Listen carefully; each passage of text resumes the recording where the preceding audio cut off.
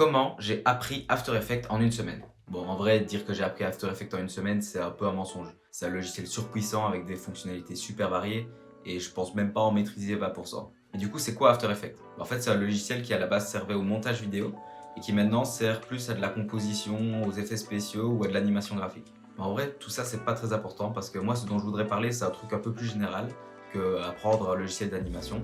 Moi, je veux parler de l'apprentissage en général. Mais bon, pour pouvoir en parler, il fallait bien que je choisisse une expérience en particulier, un truc que j'ai moi-même vécu pour pouvoir l'appliquer, et du coup, j'ai choisi ça.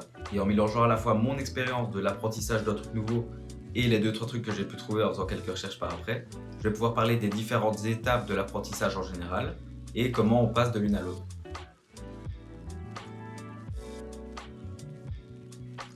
Quand j'ai commencé à réfléchir à mon propre procédé d'apprentissage, j'avais pas pensé à cette étape-là, alors qu'en fait c'est la raison même de pourquoi on commence à apprendre quelque chose. Et dans beaucoup de cas, cette étape elle part juste d'une observation. Moi par exemple, les quelques derniers mois, je passais des heures à faire défiler des épingles Pinterest, des comptes Instagram, des vidéos YouTube avec des illustrations animées, des logos mis en mouvement ou plein d'autres créations en motion design. Et tout ce que je me disais en regardant ça, c'était c'est trop stylé, ça doit pas être bien compliqué, je sais un peu dessiner, je sais un peu utiliser un logiciel de montage, je devrais pouvoir m'en sortir.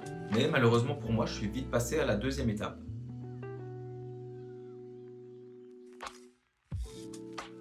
Là, c'est de suite moins marrant. Cette deuxième étape, en fait, c'est celle où on se rend compte qu'en réalité, on sait vraiment pas grand-chose, que c'est pas réellement aussi simple que ce qu'on pensait à la base et que potentiellement, on va un petit peu en chier. Et évidemment, plus on va sous-estimer la difficulté de notre objectif de base dans la première étape, plus la deuxième étape, elle va nous paraître insurmontable. Bon, maintenant que je suis bien conscient qu'en fait, je sais vraiment pas grand-chose, bah il est temps que je m'y mette du coup.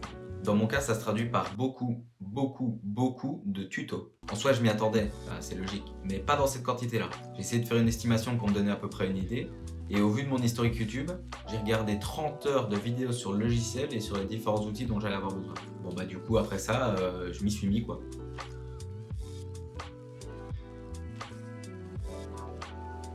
Bon, au bout d'un moment, je me suis rendu compte que je commençais à comprendre le fonctionnement de base et à utiliser les outils principaux dont j'avais besoin.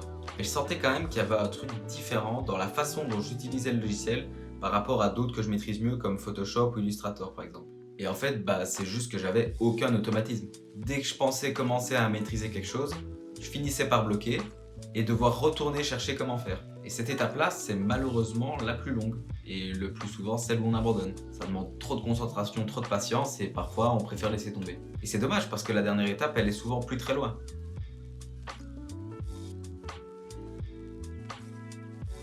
En fait, c'est simple. À force de faire, de refaire, de rater, de re-rater, on finit par réussir à faire ce qu'on avait comme objectif à la base. Tout est devenu automatique ou en tout cas beaucoup plus rapide. Et encore une fois, bah, cette étape, elle s'applique à ma situation.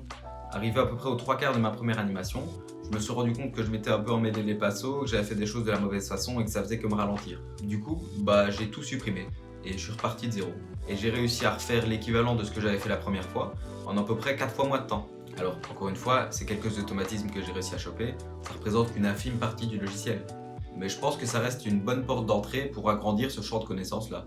Et je sais qu'à l'avenir, quand j'apprendrai quelque chose de nouveau dans quelque domaine que ce soit, je me poserai la question, dans quelle étape de l'apprentissage est-ce que je suis et comment passer le plus rapidement possible à la suivante. Et je pense que rien que le fait d'en avoir conscience, ça fait progresser plus vite. Pour finir, voilà le résultat de mes deux petites animations dans des styles que j'ai voulu très différents pour apprendre la plus grande partie du logiciel possible en fait. J'espère que vous avez appris un ou l'autre truc et peut-être même qui sait que le petit partage d'expérience va vous permettre de mieux gérer la prochaine fois où vous vous retrouverez face à une situation où vous devez apprendre tout nouveau truc. Du coup voilà, n'hésitez pas à me dire ce que vous en avez pensé, si ça vous a plu, et n'hésitez pas à me dire si vous avez envie que je vous montre d'autres trucs aussi, peut-être la création entière d'une campagne publicitaire, expliquer d'autres concepts de recherche et comment trouver une idée par exemple, la façon dont moi je fonctionne, et les différentes façons possibles. Dites-moi ce que vous en pensez, et peut-être à la prochaine du coup.